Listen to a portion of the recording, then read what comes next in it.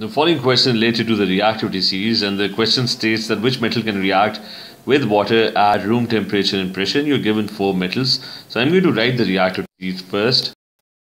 So this is my reactivity series, and this side, the left side, is the most reactive side. These are group 1 metals. And as you move towards the right of the reactivity series, they become less reactive. So platinum over here is the least reactive. So group 1 metals have very high reactivity. They're very reactive, so they're going to have explosive reactions with water, extremely vigorous reactions with water.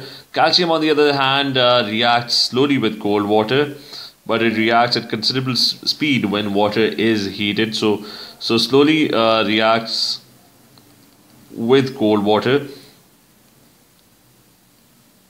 On the other hand, as you move towards magnesium, the reactivity even decreases further, and magnesium only reacts with steam at high temperatures. So magnesium almost has no reaction with cold water, so it only reacts with steam, and that too at high temperatures.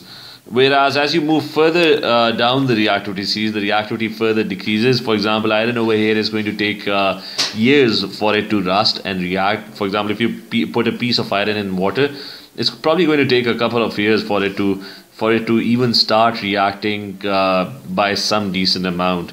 So you have these 4 options. Zinc, lead, copper is really it's right at the bottom, so it's hardly reactive. The copper wires at your home, they last for decades. They don't react much with anything.